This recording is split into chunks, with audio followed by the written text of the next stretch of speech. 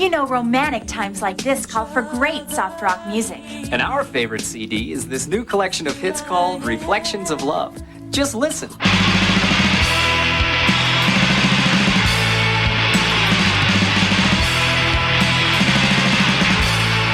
up, posers? Welcome to Punk Lotto Pod. I'm your co-host, Justin Hensley. I am your other co-host, Dylan Hensley.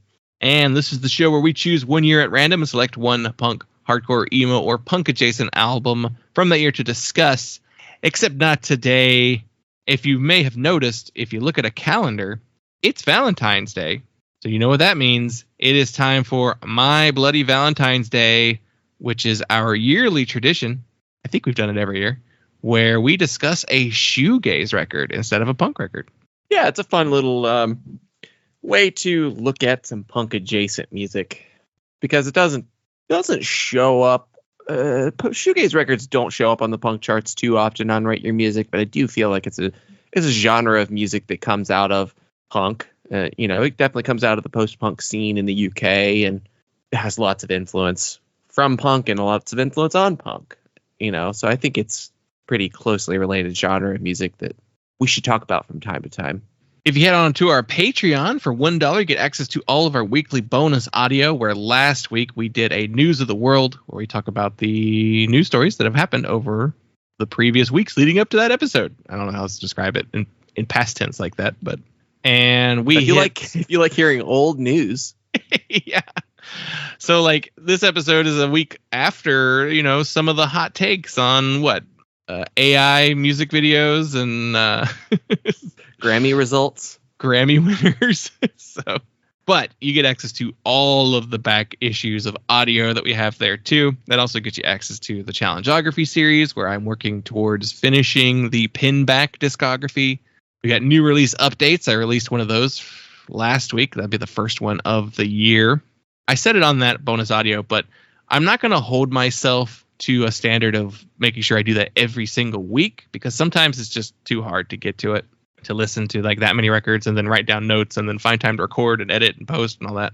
So that is going to be not a promised every week show, but if I can, I will type situation. But I also kind of want to have more time for other projects and series that we've had. I want to do more of the You Lost Me There series and the Comps That Made Us, those kind of little mini series that I have, or side shows that I've put together for the show. I want to be able to have more time for that kind of stuff, and then maybe ramp up Challengeography instead of maybe a once monthly show to every 2 weeks or something like that. So something's got to go, and for some reason the new release updates feel like the biggest chore to me to do. I don't know why.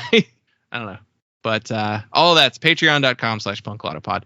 You can also sign up for the $10 tier, where you choose the album we devote an entire episode to. We've got 2 of those we need to get to, so I think we're going to do one soon.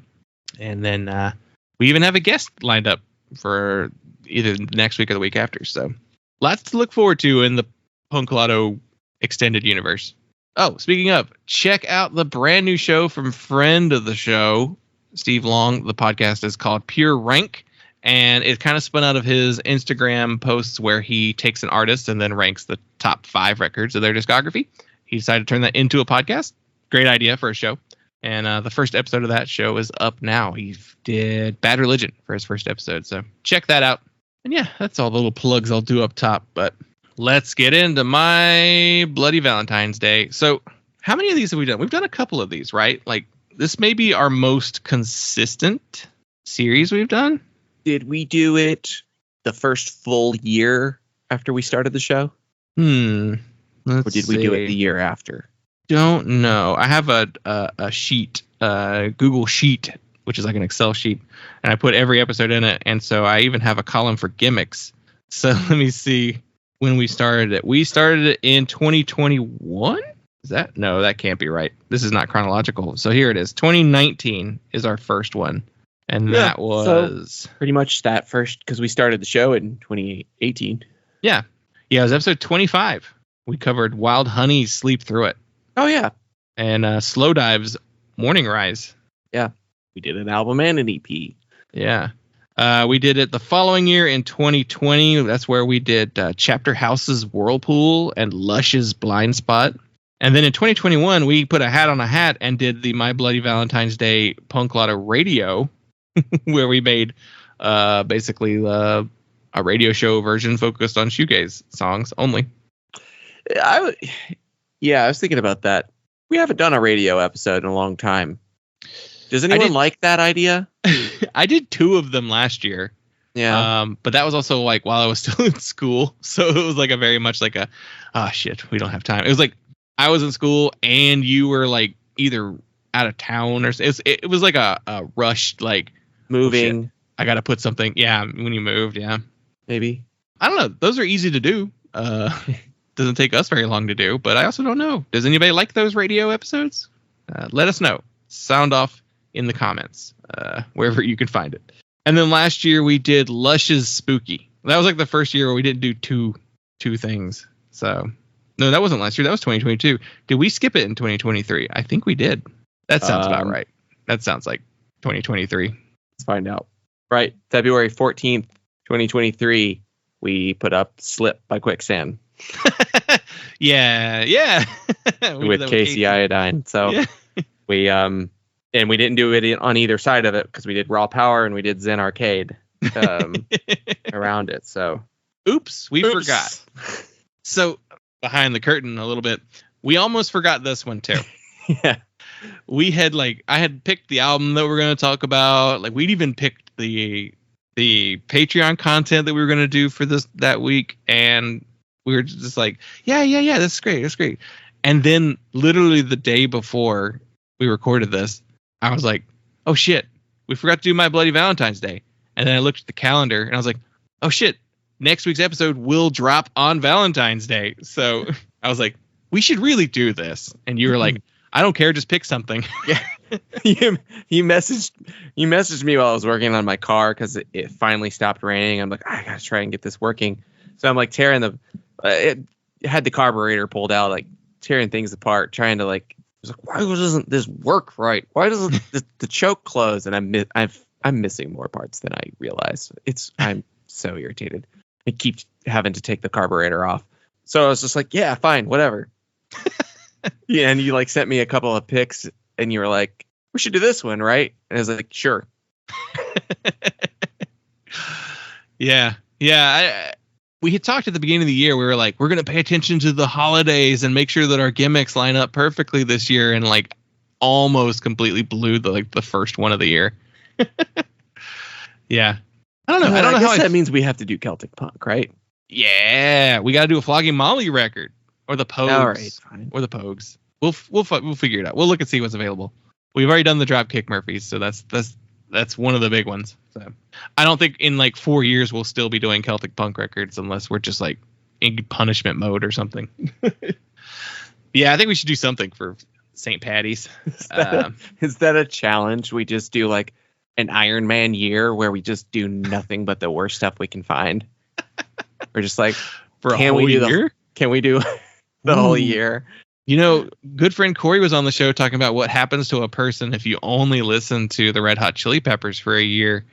What if we did it? It's like the Iron Man challenge of we only listen to bad records for a year. Oh man, that's the least appealing material we can. Oh, that's rough. That might actually plummet our listenership if you think about it, because people tend to listen to episodes where we talk about records they like. So I don't know if that's something that we do for an entire year.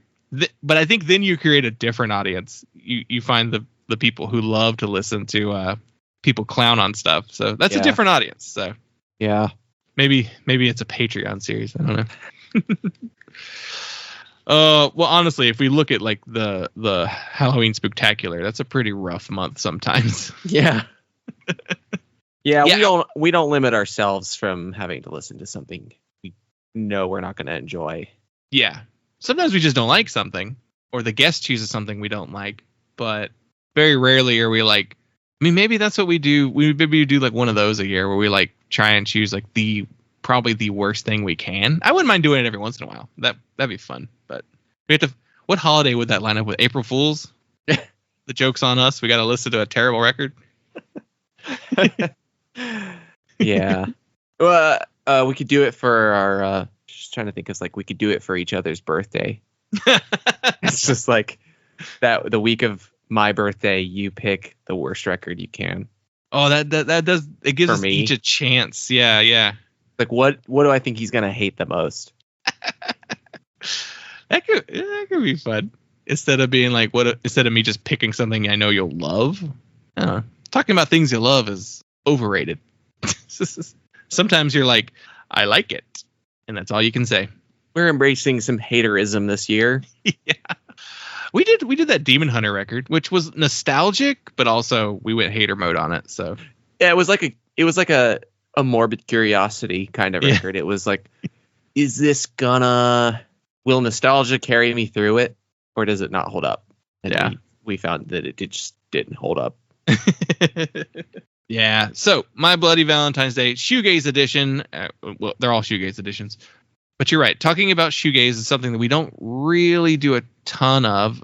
Most of the time we do, it's maybe on some bonus content, like an I'm Listening, or like maybe a story popped up on a News of the World, or we saw it on a shoegaze adjacent album on a chart somewhere.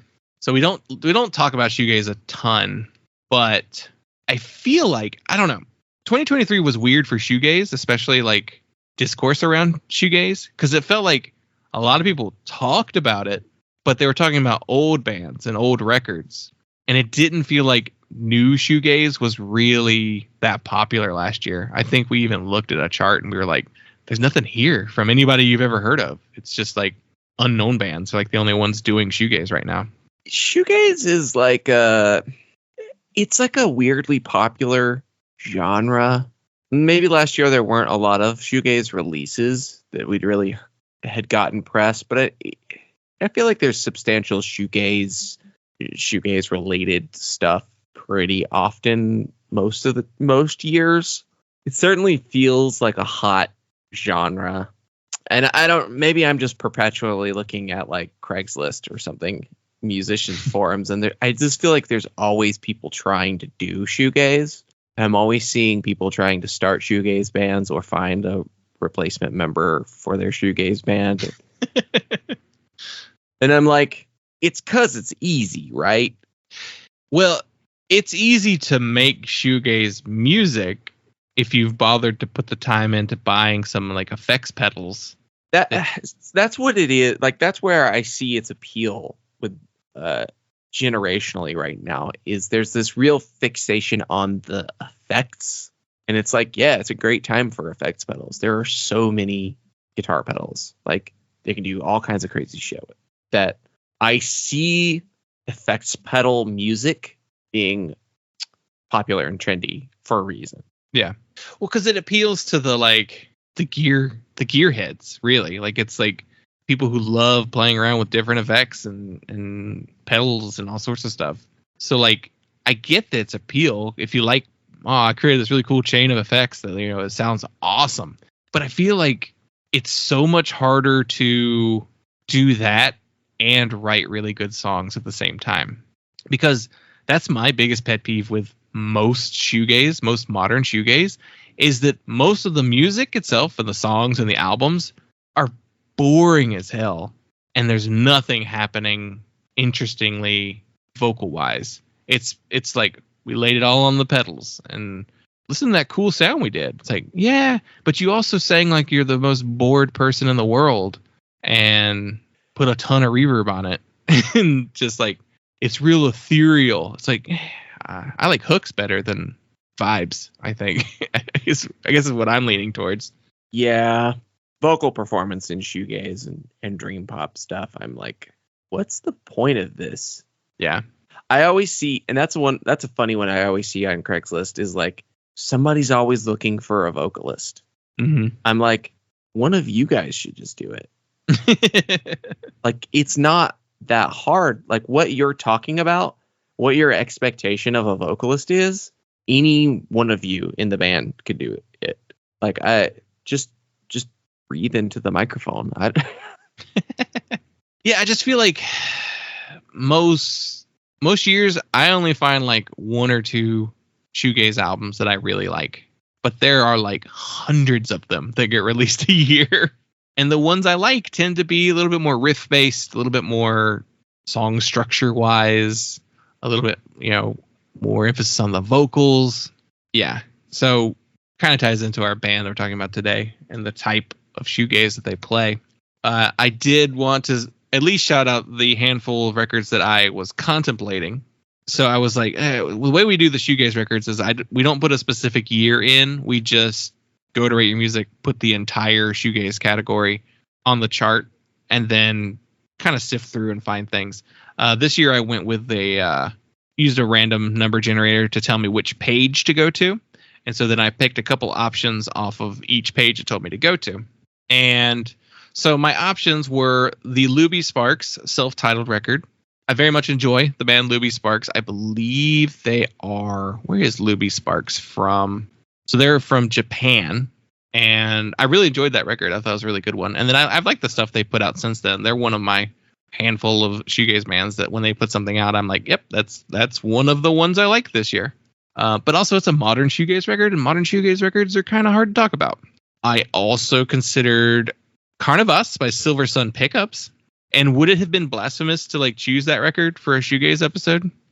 That's an interesting record because it's that band they're kind of a touchstone for modern shoegaze. I think there's a decent number of people that have gotten into shoegaze through that band in a certain window of time, because that band is very shoegazy. They are very heavily influenced by shoegaze in that Smashing Pumpkins kind of way. Yeah, because that was always the thing when that first when that record came out, and Lazy Eye, I think was the name of that song, was the single on the radio, and the thing that everybody talked about was damn, this sounds like the Smashing Pumpkins. At a point where no, the Smashing Pumpkins didn't even sound like the Smashing Pumpkins anymore, or at least what anybody wanted them to sound like. It was tapping into that Siamese Dream era and the melancholy era of the band, and so I guess it was partly nostalgic, I think, for people at the time. But they are kind of the example of if the Smashing Pumpkins had stayed shoegaze influenced or leaned more into the shoegaze influence, you would wind up with a Silver Sun Pickups. It's a good record. I haven't listened to it in a really long time. I actually wouldn't have mind. I was kind of leaning towards that one, but the one that won out for obvious reasons. So that was probably my second, but this one could be fun. So maybe in the future we'll do that one. But my other option I chose was the West Coast self-titled record. And that's another modern shoegaze record that's great. I think we even talked about that. It came out 2019, so we probably talked about it on the best of. I think that was year. On there. It was a record I really liked that year. Yeah. And it's another one of those ones where you're this is one of the good shoegaze records that came out this year, because it was the good ones that stand out to me aren't resting on just the laurels of the effects pedal of just listen to this. They have a great vocalist with cool hooks and melodies. So that would have been a good one to do eventually. But again, it's such a modern record that it's kind of tough too. I don't know. Yeah. You have kind of don't they have some members of other bands kind of connection that you can talk about there, but there's no real story. Yeah. They're from Norway. They're from Sweden. Oh, it's Mac Taverscan. Yeah. Members, the guitar player, I believe. But yeah, which I feel that's just you kind of say, well, there's a member of Mac Taverscan. Yeah. And then you can talk about Mac Taverscan a little bit, but then it's well, what else? I really like this record. I think it sounds good. It sounds pretty. Yeah. I hesitate. I really enjoyed that record, but I hesitate to call it a great record, because I feel I didn't come back to it all that much after that year. And I've revisited it recently because I've kind of looked back and was oh, well, what was I listening to? What have I been listening to in the last 5 years? It just kind of did a little, what still speaks to me kind of pulse check, and I was oh, that was a good record. There's something there. But again, I didn't listen to the whole album. I just listened to a song or two, Yeah. So, yeah, it can be tricky. It can be tricky. It can be tricky with shoegaze in general. Honestly. That was kind of my thinking.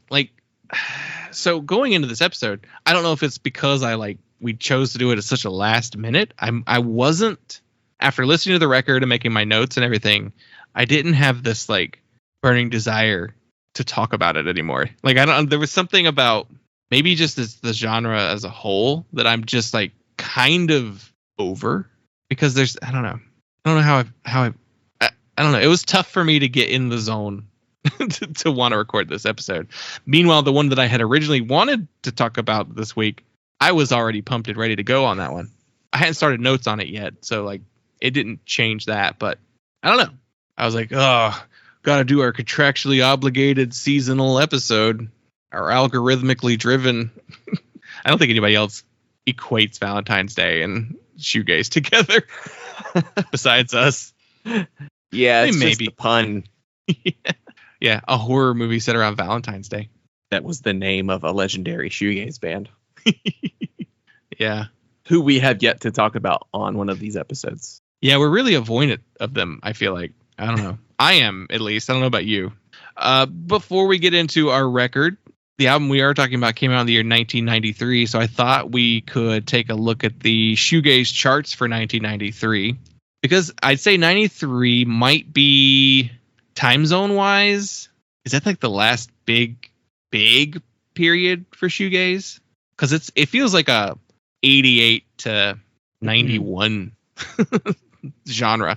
Like it has such a small window when it was like the hot new thing and incredibly important. And then again in like the 2010s that came back around. 94 is pretty relevant. You get Lush's album Split came out in 94. You get the first Starflyer record in 94. It is kind of getting into the also ran category where it's like maybe some of the more significant stuff is like a Pale Saints record, you know. Yeah. In 94 you also get that real beginning of the shift to Britpop, because Definitely Maybe comes out in 94, and the maybe way that's UK music scenes work is it's like, oh, well, we're doing that now. All right, bro. All right. Because then if you go out to 95, it's like, you know, Hum gets, you know, a secondary shoegaze tag, and you get like some Brian Jonestown Massacre, and, you know, you get into the like the American bands imitating shoegaze and just kind of like the general psychedelia, and also just like Swervedriver putting out a record that people don't care about. You know, the later records by the bands that kept going that no one cares about, like Ride turning into a Britpop band, and you know. So 1993 is most notably the year that Slowdive released Souvlaki, which big record for the band. It's probably their most well-known record, right? Yeah. Is Slowdive the most overrated shoegaze band? Yeah, I mean, My Bloody Valentine, you could make an argument for them being overrated, but Slowdive has like maybe the comeback of Slowdive is especially overrated. That might be overrated from the point of people loved that one from 3 years ago. They loved that record, but then they didn't give a shit about the new one. Like the new one got like very little attention and coverage at the year-end time. Yeah. But also like it's overrated because they were doing stuff after Slowdive. Like most of the members were active musicians throughout the rest of the 90s and the 2000s. Like Mojave 3 was active. What else did they have? They had some other bands too, didn't they? Like what, Monster Movie? Mojave 3 is the real big. Yeah. Neil Halstead has multiple solo records. He was in the Pumpkin Fairies and Zurich and Black-Hearted Brother. So like Rachel Goswell, she has one solo record, a couple EPs, but she was also in Minor Victories, Mojave 3, Pumpkin Fairies, the Soft Cavalry. So like everybody kind of like, at least the main members of the band, stayed active and did projects past Slowdive. So it's like to me it's like when like Mission of Burma like broke up, but then they had like 10 other bands that like ran for like the entire time period between the breakup and the reunited version of Mission of Burma. It's just like this. Yeah, we were doing stuff the whole time. You know, we didn't stop making music. We didn't stop touring. We didn't stop being musicians for a living. It's just like, oh, but we brought back the one label and the style of music, and that's when everybody cares again. I don't know. Yeah, I actually want to listen to Mojave 3 more than I want to listen to Slowdive. So I wonder how many people catch it whenever we do that. Not very many. Well, you have to already know the joke. Yeah. I know one listener Yeah. who has watched the show like we have. So But yeah, it's for me, Slow Dive, yeah, is overrated. So we've talked about this before. The shoegaze canon, the shoegaze not canon, pantheon, I thought was a big four. yeah. But I think it's actually just a big three. Yeah. There is no big four, because I thought that the band that we're talking about today was one of the big four. And I don't think that that's actually true. And I think that if there was a big four, Lush is probably in the big four. But it's not. It's just My Bloody Valentine, Slow Dive, and Ride are the three. So to put it in wrestling terms, you thought it was an All Japan Four Pillars, but actually it was a New Japan Three Musketeers.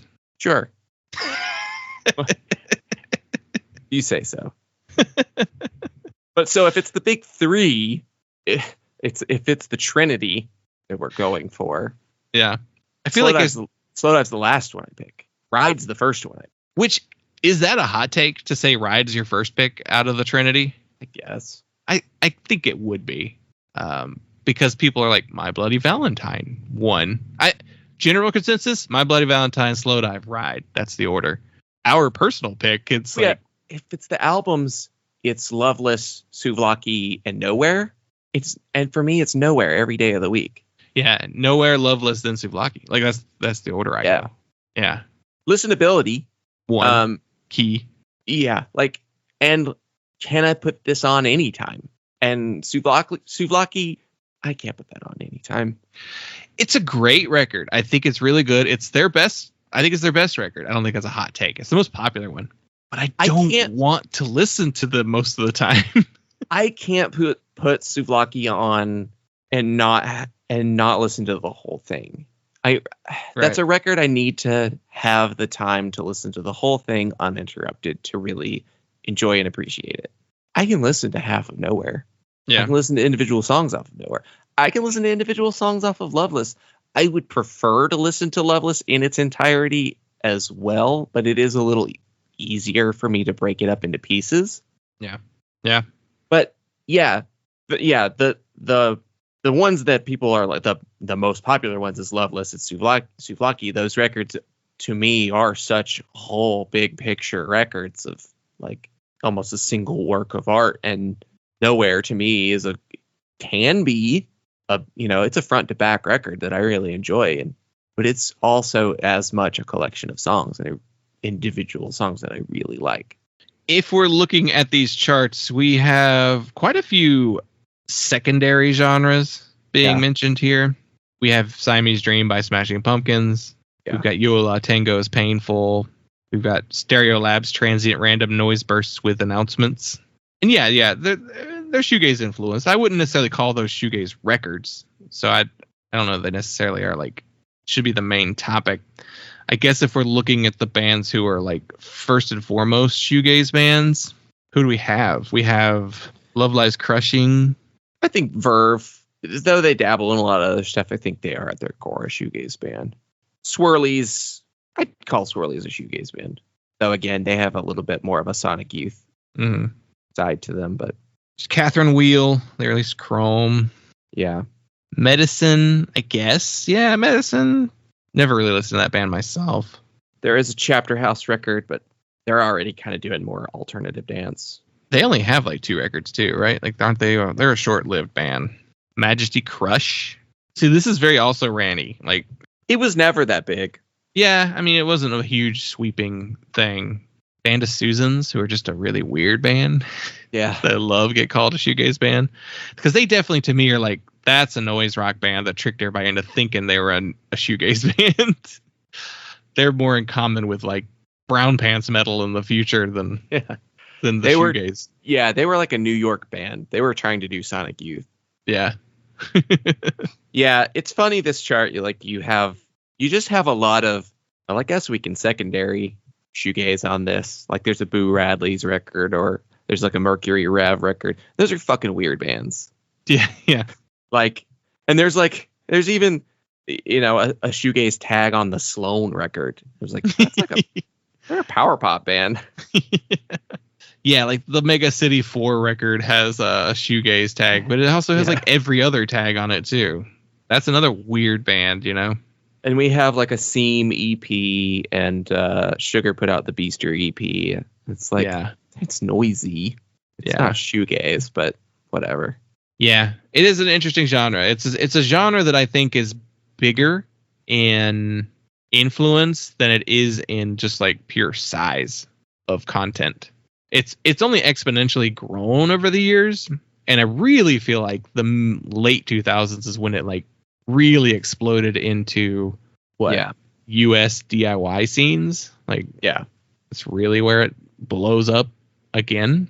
Because like you said earlier, the UK scene is like, we do one thing at a time. Yeah. Like, that's why they've always That's why been. every band, it sounds like, they're doing the Fall impressions right now. Yeah. That's why they're all Idols style bands now, because Idols sells tickets. So that's what everybody's going to do now.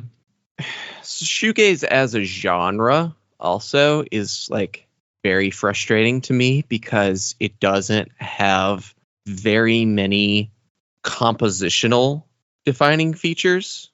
Yeah.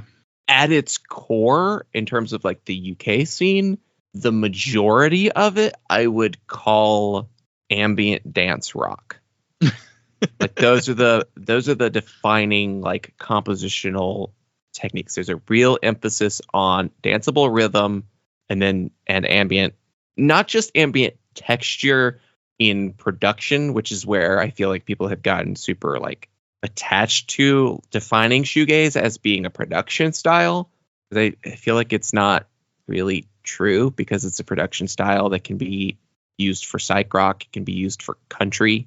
It can, it can't just be reverb. It can't just be effects. There's got to be something to the songwriting. So I think that what is like at the core of the songwriting is like a meditative structure and like a real emphasis on really even dynamics. And I really have a hard time with shoegaze that doesn't have that. Where are the new shoegaze bands with Manchester beats? And it doesn't even, I mean, there are bands will do that. Like when they're doing a throwback, Wild Honey definitely did some classic shoegaze beats, and that Seablight record has some of that sound too. And like, I think it can be expanded beyond the Manchester beat, the baggy beat. I think it can. You can take from it the idea. That's what I wish current shoegaze bands were doing. I really wish they were taking that effects-laden meditative rock aspect and marrying it to other rhythmic styles. Like, where's your disco gaze? Where's your funk gaze? Where's your samba gaze? Like bossa nova gaze? Like, you can do all of these different. Where's your cumbia gaze? That would fucking rule.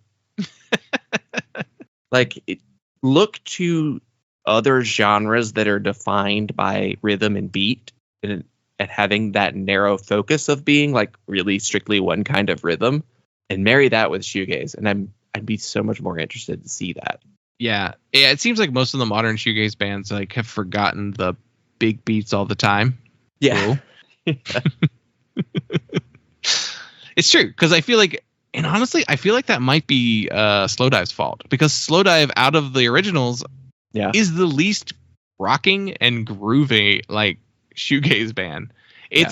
They're like as much a dream pop band as they are a shoegaze band. It's more like they took shoegaze effects and applied it to dream pop. They took the atmosphere. Yeah.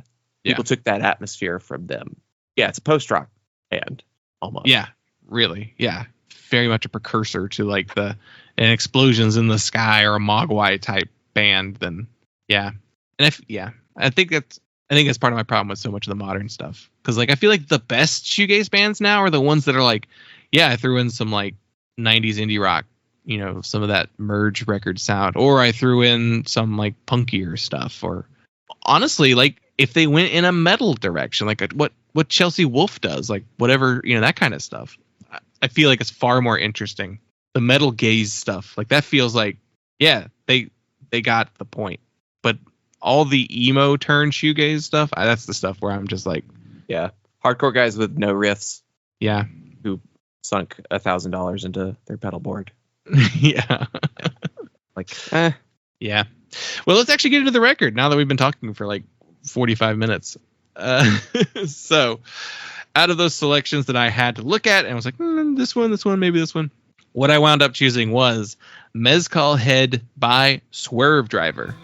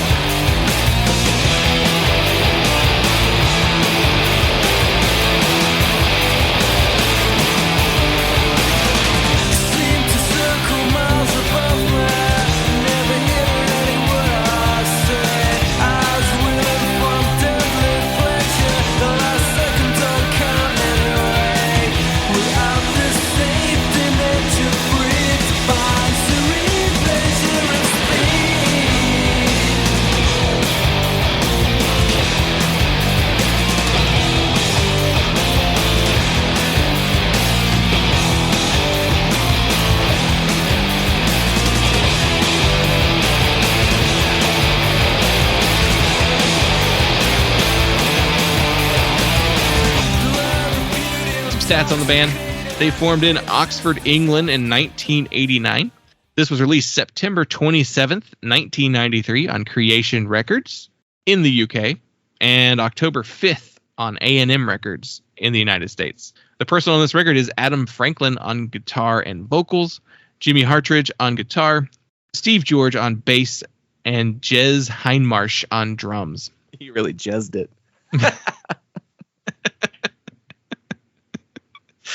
His name's probably Jeremy then, right? I guess that's like Yeah, and I'm actually Jeremy usually.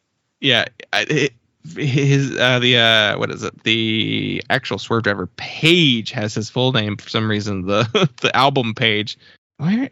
Okay, it is. Let me find him real quick. Turns out this is not real quick. I think it is.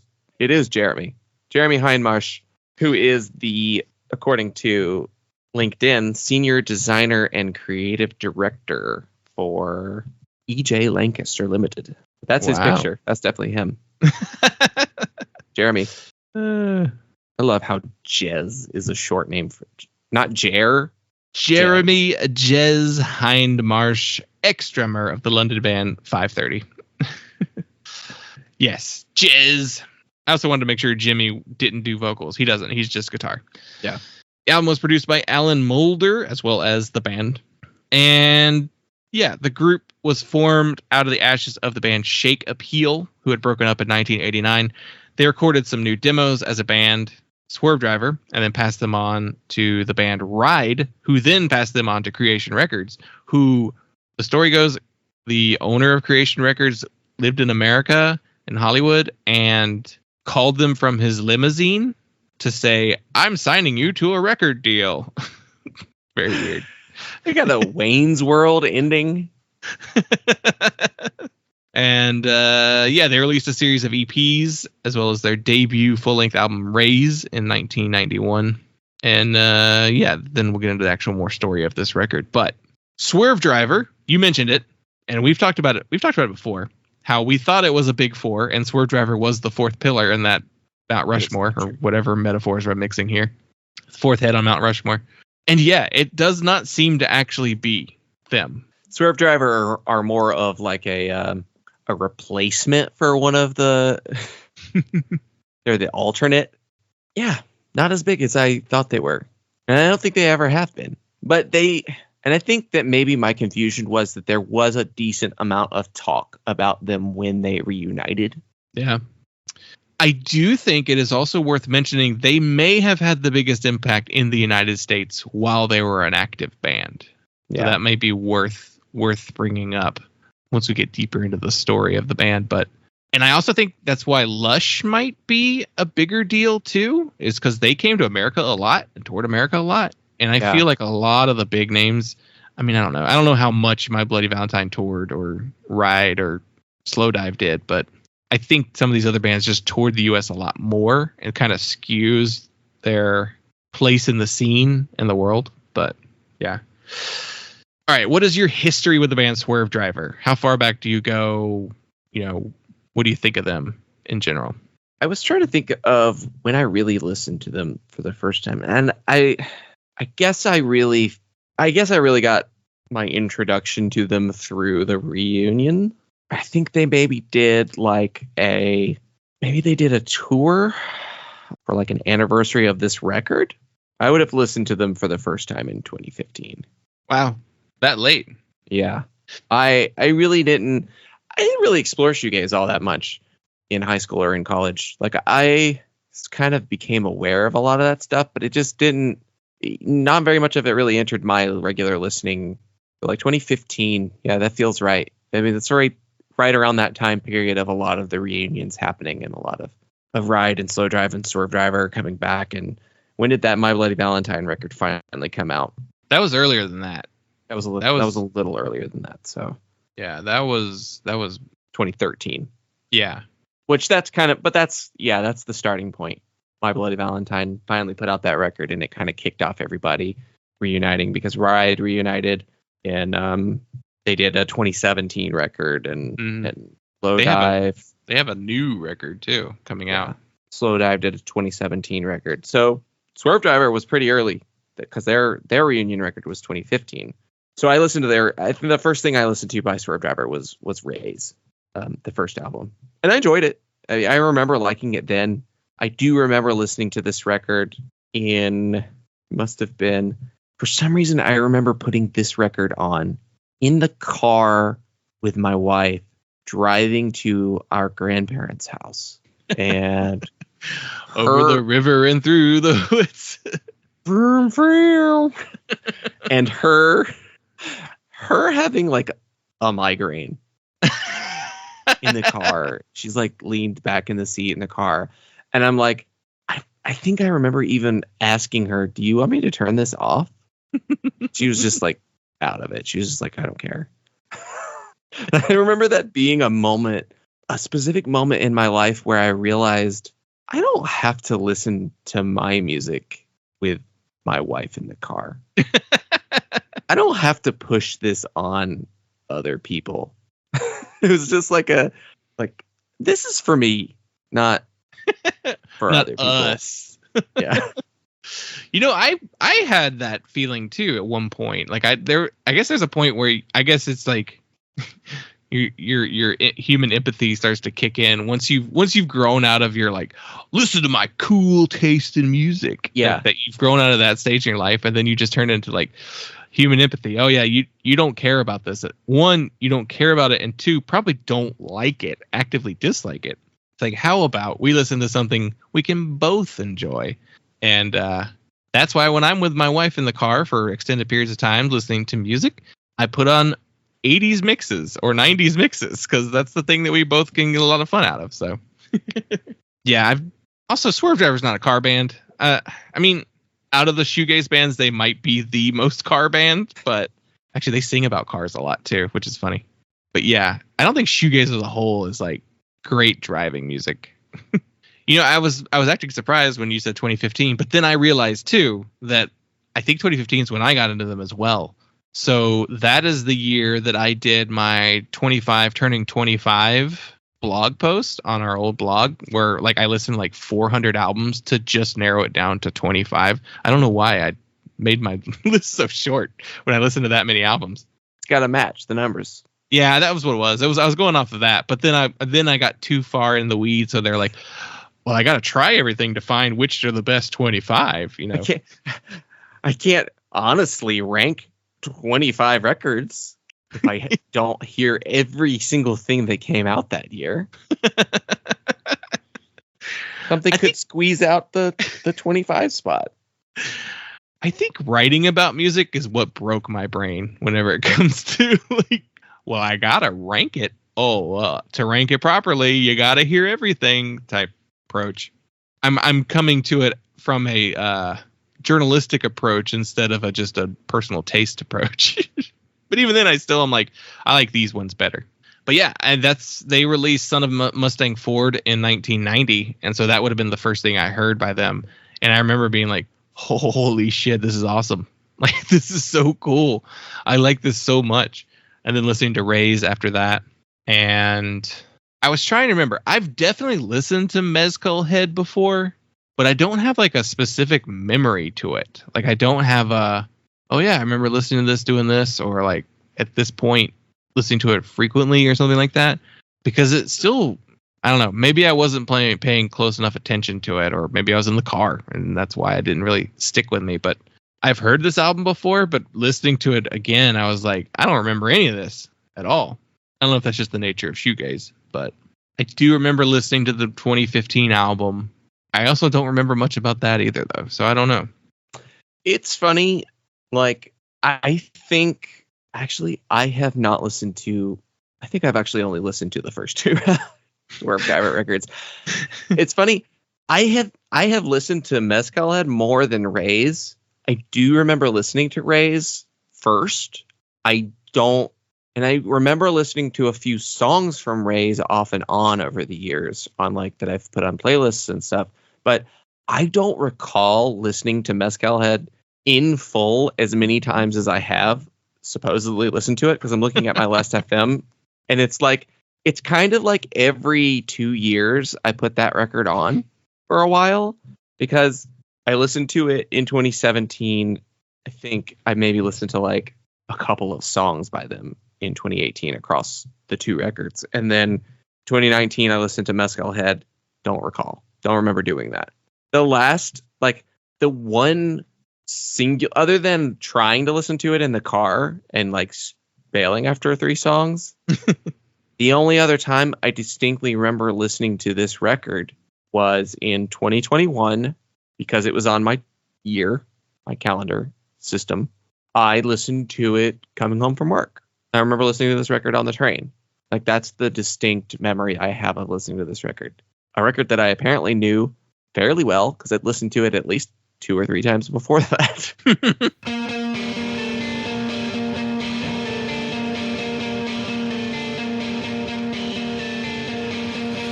been away for so long, you can't ask why.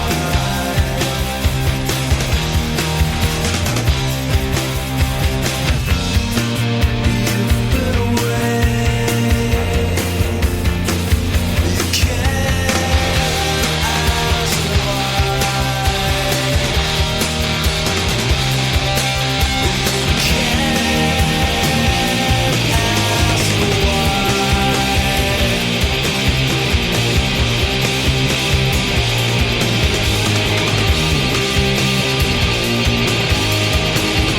Well, when you were listening to it this time around, did you remember though? Like, are you like, oh yeah, this song, yeah, this one's good. Oh yeah. Like, is stuff standing out to you? Yeah. Okay. Like, when I listened to this record preparing for this episode, I was kind of the whole time just going, Forsaking Heat. Oh yeah, cool song. Duel. Yeah, that's a fucking good one. Yeah, Blowing Cool. Yeah, I know that one. But there certainly are this, the titles that really stand out. Last Train to Satansville. I'm like, fuck yeah, the song's cool as hell. Like, Girl on a Motorbike, that definitely stands out. But then like in between tracks, Abduction, Harry and Maggie, I'm like, I know this song really well. So I've absorbed this record passively way more than I thought I did. Because it was very familiar in listening to it. So that kind of gives us 2 different perspectives on it. Because when I listened to it, I was like, have I listened to this record before? I thought I did. I don't remember any of these songs. And I remember like things about it, but then that could just be like their sound that I'm remembering. Like, I don't even know if it's necessarily that I'm like, oh yeah, I remember this song, instead of being like, oh, I remember this guitar tone and effect. Like, I don't know.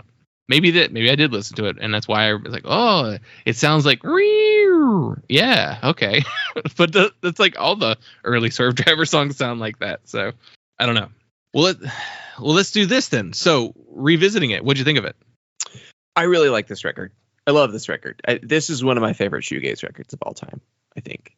and it definitely earned that distinction when I listened to it in 2021, because I really distinctly remember listening to that and just being like, and it was definitely the right mood. It was a good late night commute kind of record, and it was just like, this feels edgy and cool and dark and weird, and kind of like there's this kind of a brooding psychological undercurrent to it, and like it's like, yeah, this is a good record. And coming back to it this time, I definitely had it in my head as like, I really like this record. The last time that I listened to it, like, it really made a distinct impression on me. So it's an easy record for me to go into for this episode. But like I said, it was just kind of being struck by like each individual song and being like, damn, that's really good.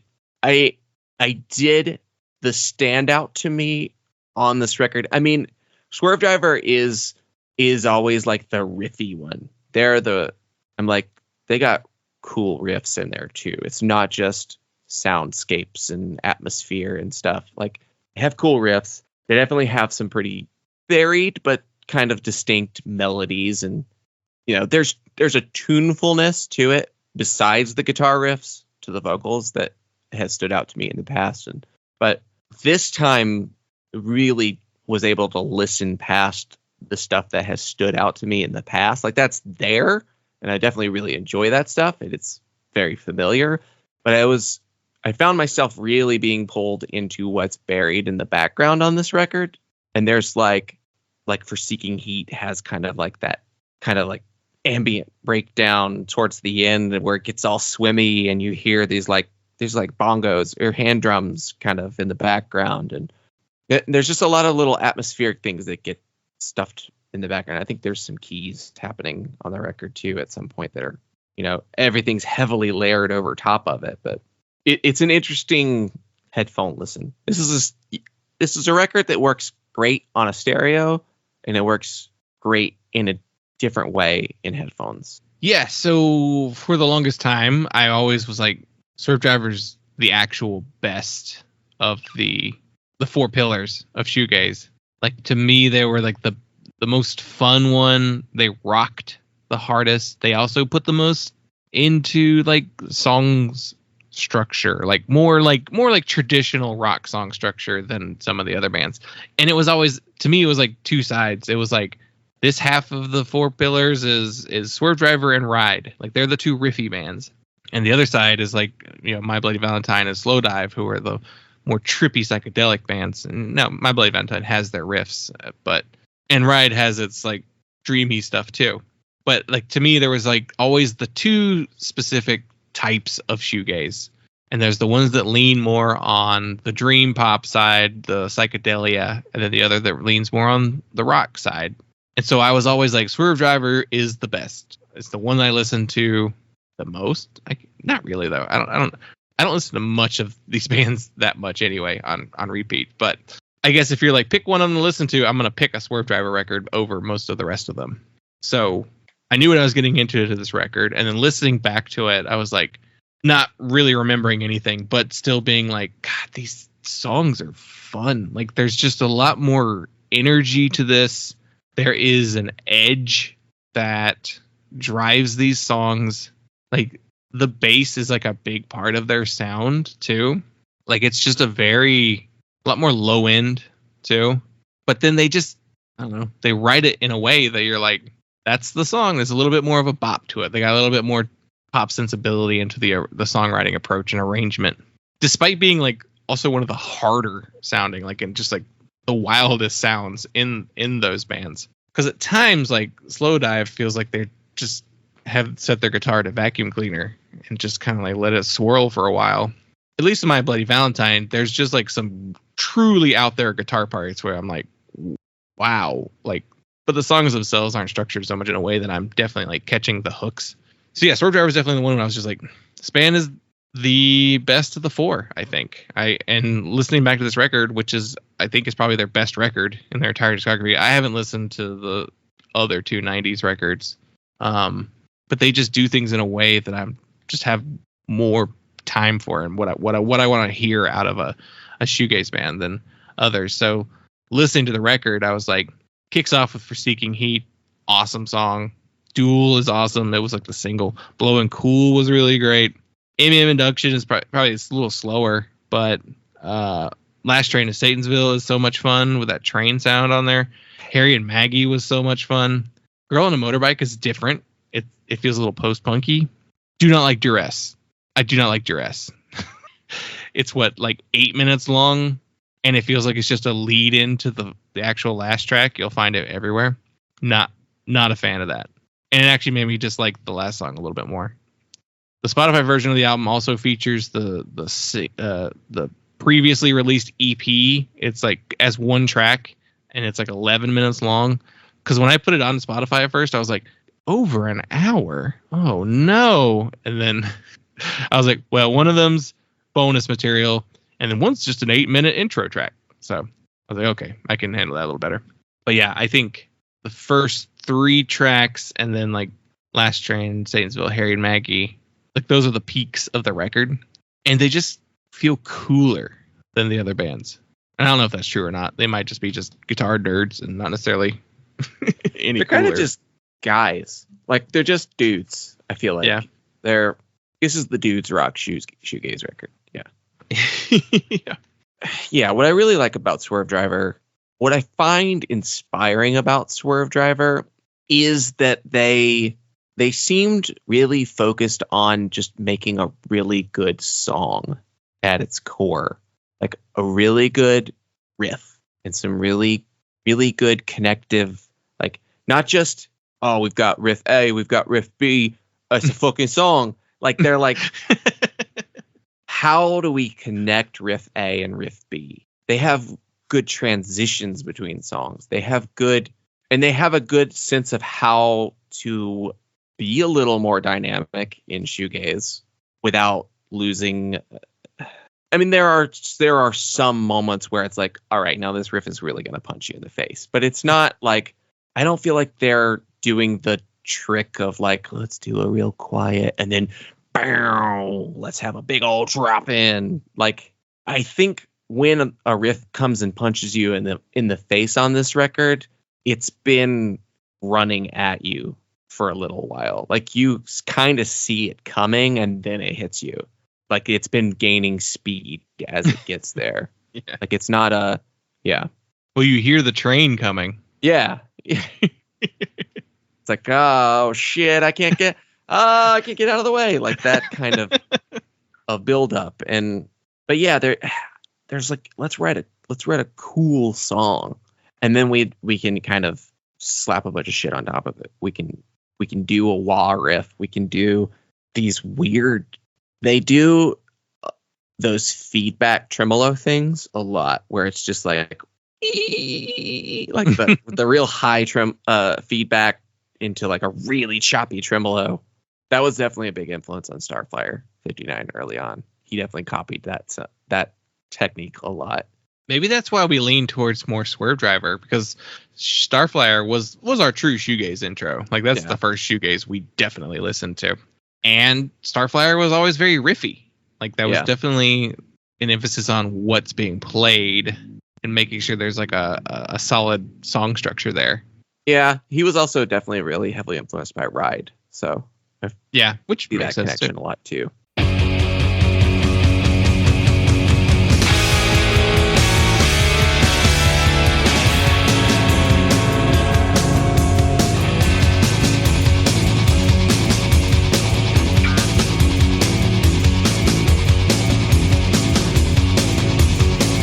You look like you've been losing sleep, said a stranger on a train. I fixed him with an ice cold stare and said,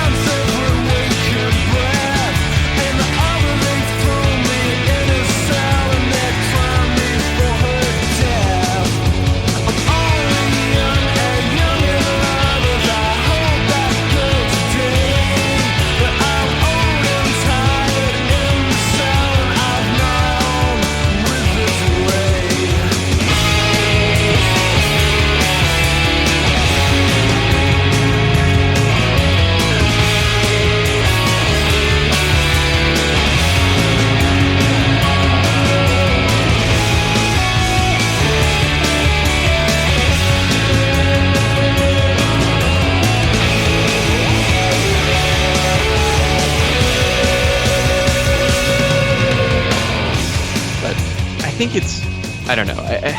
I like that this record, they kind of have like a conceit for a lot of the songs. They're like, we're going to build it around something. Like, I think Last Train to Satansville is such a cool song because it's like, wow, wow, do, do, do, do, do, do, do, do. It's like a fucking Peter Gunn, like, intro. Like, it's got that surf rock, driving sound. It's like, and like, I can listen to this and I can go like, certainly Jesus and Mary Chain, but it's like, I can take this song that's a shoegaze song, but I can take it and I can go, I can go Link Ray.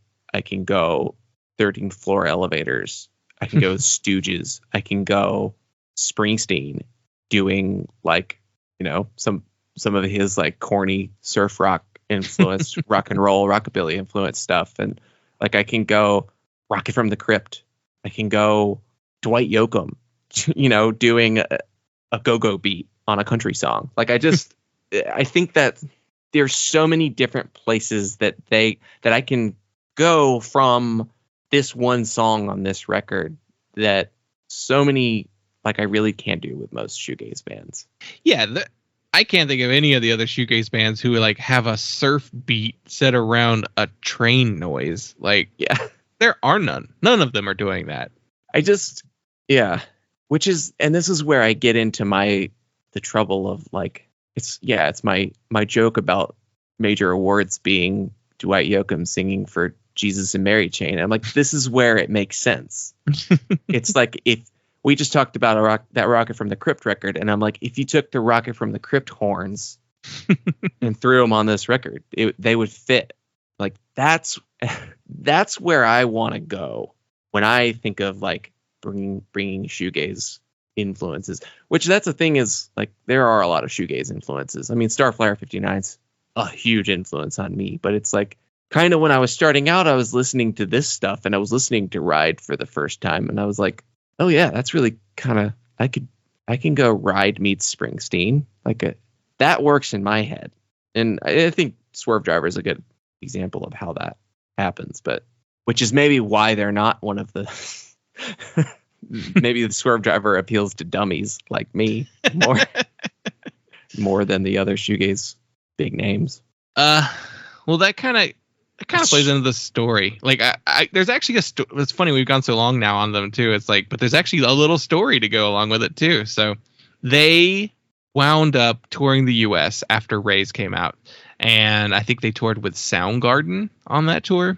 And while on tour, the previous drummer, Graham Bonner, they were waiting to cross the border from Canada into the US. Like, they're like in line, I guess, or however that works. And he just goes, yeah, I'm going to go get a sandwich, and then never came back. Like, they had some creative differences, but they had planned on finishing the tour. I guess being on that tour, he was just like, man, fuck this, and like just quit and left and went home. So then they got like some people to fill in on the tour, and then they came back to Europe. And after they're in Europe, they go to a festival in Sweden, and their bassist Addy Vines is like, hey fellas, I'm out.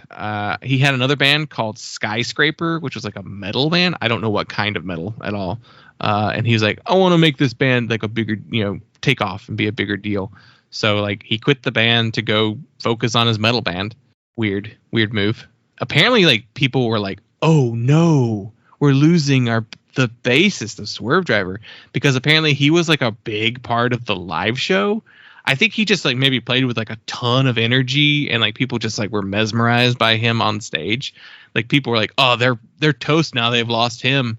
It's like, what? Okay. I mean, I guess he left to go do a metal band, so maybe he was just like having fun on stage in a way that the rest of the guys were like, we're very focused on making our guitars squeal right now. So I don't know. I need to find some footage of Swervedriver pre-Mezcal Head just to see like, oh shit, that guy's fun. So then all that's left, according to Adam, he says all that was left was me, Hartridge, and some effects pedals. Like, they were kind of like, fuck, what do we do now? So prior to the members leaving the band, they put out Raise, and the producer on that record was just like one of their friends, like basically somebody who did their live sound produced that one. And so then they had like a bunch of people like offering to produce their next record. So they had like Jamie Stewart from The Cure, and they were like, I don't know if he's necessarily like fits what we're doing. And then Andy Taylor from Duran Duran approached them, and he was like, I'm gonna make you rock stars. And they were like, well, we don't want that at all. We don't want to be rock stars. I guess if the Duran Duran guy is like, we're gonna go substance, we're gonna go style over substance with this band, and they're probably like, what? We just like make a cool shit with our guitars. So eventually they run into Alan Moulder in a pub in England, and actually Alan Moulder goes up to one of them and he's like, aren't you one of the guys in Swervedriver? And he's like, yeah. And then he's like, I'm a music producer. I've worked with, he told him his name, and he's like, I've worked with Jesus and Mary Chain and My Bloody Valentine before. And he was like, I know who you are. Like he knew who Alan Moulder was. And so he's like, I want to produce your next record. And he's like, okay, let's do it. Like basically, like he knew the dude knew how to do Jesus and Mary Chain and My Bloody Valentine. That's kind of what Swervedriver is a hybrid of those two bands. He's like, cool, let's do it. And so they recorded that EP, Never Lose That Feeling, which is the last track on the Spotify version. And so they get into a studio, they start demoing some stuff together, and Alan's going to do the record with them. And so their previous producer, Mark Waterman, was hanging out with one of them, and he said, hey, you should get this Jez guy to play drums on your band. And then like later that week or something, they're hanging out at the pub, and the Jez guy comes up to him. And he's like, hey, I'm Jez. Mark said, I should come to Jez and Mark. Wow. Little peep show similarities there. And they're like, okay, yeah. Then they get him in the studio, and they're like, oh yeah, this is great. So they wind up actually making the record with just the two of them and Jez. Like they split bass duties on the album. They play all the bass on the actual record. So I think the record's done. It's not out yet. And then one night, one of them is at the pub. This is now the third time someone has introduced themselves at the pub. So I think Swervedriver liked to drink. Steve George introduces himself, and he's like, I heard you need a bassist. I'm your man. And so they're like, okay. So they met their producer, their drummer, and their bass player all at different bar appearances. But then he winds up joining the band. And then he goes on tour with them, and then that's the lineup for the original run of the band. Like Steve and Jez stay with the band until they break up in '98. So there's a pretty good article that I was reading that like tells some stories about it, and he talks about the lyrics on some of these songs and what some of these songs are about, and I kind of love how what all of these are. So he said there was a song called Rise of the Right, which I remember having a sit-down conversation with Alan Moulder, and he said, these lyrics are quite heavy because it's the whole thing about the rise of neo-Nazis, especially in Eastern Europe. Oh, how the times have not changed. He said, we had this sullen conversation, and then Alan said, so what's the song going to be called anyway? And I said, Girl on a Motorbike. And he cracked up laughing. So that's Girl on a Motorbike is about Nazis in Eastern Europe. And then he said Last Train to Satansville was based on a song by Marty Robbins called They're Hanging Me Tonight. And he said it's kind of a rewrite of that song, which I could see that. Which Marty Robbins partially responsible for the creation of the fuzz pedal. Because they had there was a blown up transistor in like the preamp of whatever mic was on the bass on a single, and then like they just left it in because it sounded cool. And then the other people were like, how the fuck did you get that bass sound? And they had to like, the engineer or whoever that worked on the record was like, it was just a broken transistor. But I mean, I guess I could figure out how to reproduce that sound. And they just like developed fuzz pedals. So your shoegaze connection to Marty Robbins. There. And here's my favorite story. So he said, there's Harry and Maggie, which is about a friend of mine called Harry Jonas, who is a stonemason. He said the whole second verse of that song is literally just fills in the details. He was a stonemason. He got a gig shaping the gargoyles for the Houses of the Parliament, and he carved Maggie Sucks on the back of each of them. So that's why it's called Harry and Maggie, which I love the idea of someone doing that to Parliament. Yeah. But so the band goes back to the U.S. The tour they did a headlining tour, and then they did a U.S. tour in support of the Smashing Pumpkins and Shudder to Think. Wow. Smashing Pumpkins Swervedriver Shudder to Think show. Weird as shit. But in that article, he's like, the U.S. really liked us. Like, and the Smashing Pumpkins was like their biggest exposure in the U.S. Like touring for them. It's like pretty big deal. And so like that's kind of got them the most attention exposure here.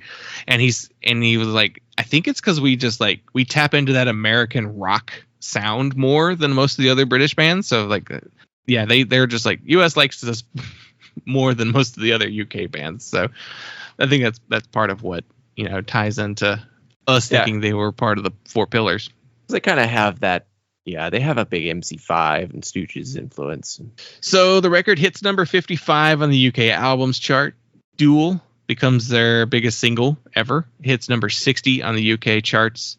Duel and Last Train to Satansville were both on the Sega Saturn, PlayStation, and 3DO versions of the video game Road Rash, the motorcycle video game. When I read it was like Sega Saturn, I was like, okay, well that puts it in the exact time frame that I know exactly when that was. It's just very funny to think of Last Train to Satansville and the motorcycle game where you could like hit each other with chains. Like that's that game. Yeah. The 3DO too. Soundtrack. It had some other A&M stuff. I think it was like almost all A&M. Let me see if I can find that soundtrack. Soundgarden on there? Lots of Soundgarden on there. Swervedriver is on there a couple times. Monster Magnet's on there. Therapy. Yeah. Paul. Yeah, it's all just A&M bands. And then, yeah, so they would release 2 more records. They would eventually call it quits in 98. And this record would go on to be kind of one of the bigger shoegaze records. AP Magazine put it on the 90 greatest albums of the 90s, as well as the top 99 of 85 to 95. So, like, weird time frame they're focusing on. Spin put it on their top 300 albums of the past 30 years list, which I think was done in, like, the mid-2010s. Pitchfork puts it at number 10 on the best 50 shoegaze albums of all time. 10 is so low. I was so mad because I looked at that list and it was like 2 My Bloody Valentine records, 2 Slow Dive records. It was like a bunch of repeats in the top 10. And then like Swervedriver's first entry is number 10. I was like, you didn't have to double up on everybody.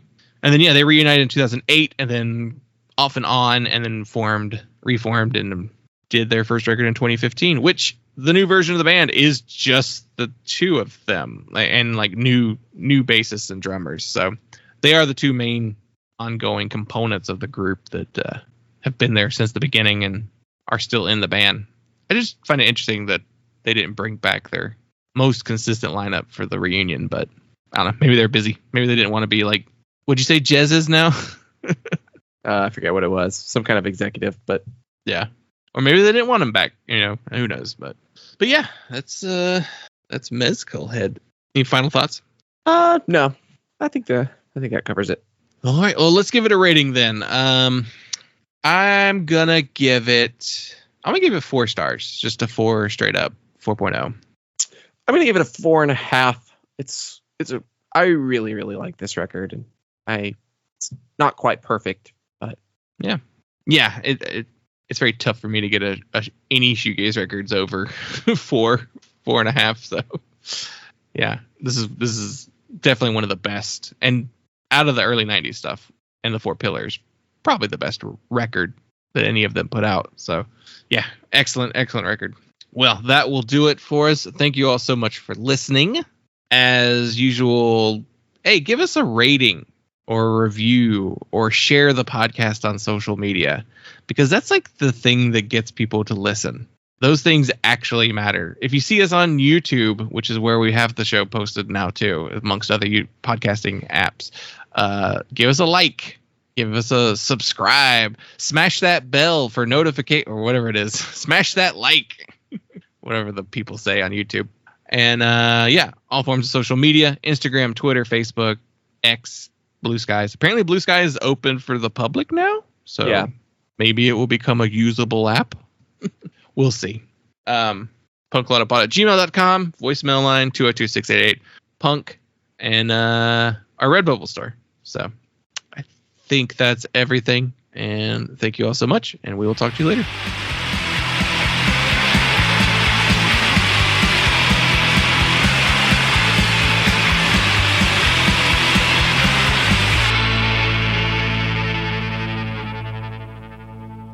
To order Reflections of Love by phone, call 1-800-968-9449. That's 1-800-968-9449. Or send $19.95 for 2 cassettes or $26.95 for 2 CDs, plus $4.95 shipping and handling to the address on your screen.